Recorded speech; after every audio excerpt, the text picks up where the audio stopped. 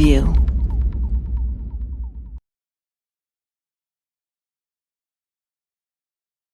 আমরা দীর্ঘদিন থেকে গাড়ির চাকা বন্ধ রেখেছি এবং আমরা বন্ধ রাখার পরে আজকে আমাদের সংসারের চাকাও বন্ধ হয়ে গেছে।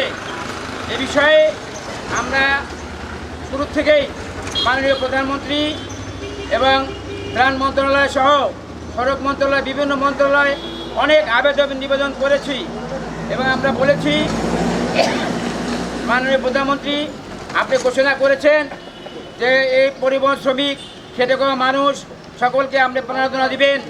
আমরা অনেক আশা করেছিলাম, সেই আশা অনুযায়ী আমরা তালিকা করে প্রত্যেকটা জেলা প্রশাসকের মাধ্যমে আপনার কাছে এই তালিকা প্রেরণ করেছি। আমরা এখনও আশা করি সেই তালিকা অনুযায়ী আমাদের এই ছোটোখাটো পরিবহন শ্রমিকদেরকে, এই হালকাযান পরিবহন শ্রমিকদেরকে আপনি প্রণোদনা দিবেন এবং ত্রাণ দিবেন। আজকে পরিবহনের বিষয়ে অনেক চাঁদাবাজির কথা বলা হয়েছে, কিন্তু আমরা এই পরিবহন আমরা কোথাও কোনো চাঁদাবাজি করি না এবং এমনকি আমরা কোনো স্ট্যান্ডে বা কোনো থানায় কোনো এলাকায় এই ছোটো হালকাযান পরিবহন শ্রমিকরা চাঁদাবাজি করে না।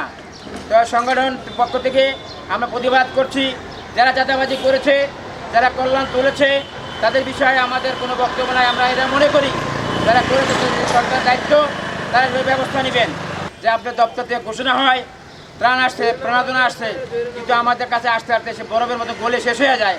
আমাদের শ্রমিকরা, মেহনতি মানুষরা সেটা পায় না এবং প্রত্যেকটা মন্ত্রণালয়, সংশ্লিষ্ট মন্ত্রণালয়ে আবেদন করেছি, লিখিত আবেদন করেছি একাধিকবার এবং আমরা মিডিয়ার মাধ্যমে বলতে চাই যে এই পরিবহন শ্রমিকরা, হালকাযান পরিবহন শ্রমিকরা চাঁদাবাজি করে না, যারা টালমিয়াল ভিত্তিক রাজনীতি করে, চাঁদাবাজি করে, তাদের বিষয়ে আপনারা ব্যবস্থা নেবেন বা তাদের বিষয়ে আপনারা দেখবেন।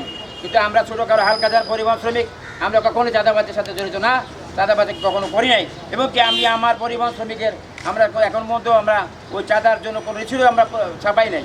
আমরা আশা করি এই বিষয়টা পরিবহন শ্রমিকের এই আবেদন নিবেদনটা যারা মিডিয়া আছেন তারা অবশ্যই তারা প্রচার করবেন এবং আমাদের এই কান্না, এই দুর্দশা আপনার প্রকাশের মাধ্যমে আমাদের হয়তো আমাদের পরিবার জীবনে একটু সুখ শান্তি হয়তো ফিরে আসতে পারে। এই কথা বলে সকলকে ধন্যবাদ জানিয়ে আমি আমার বক্তব্য শেষ করছি। দুনিয়ার মজদুর এক হও।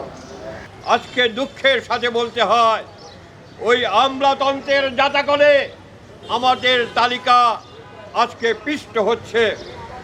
আমলাতন্ত্রের কারণে আমরা আজ অবধি কোনো সাহায্য সহযোগিতা সরকারের পাই নাই, কিন্তু আমরা প্রতিদিনই লক্ষ্য করছি লক্ষ লক্ষ খাদ্য সহায়তা, টন খাদ্য সহায়তা দেওয়া হয়েছে, কিন্তু আমরা আজ অবধি এক মুষ্টিও খাদ্য সহায়তা সরকারের কাছ থেকে পাইনি।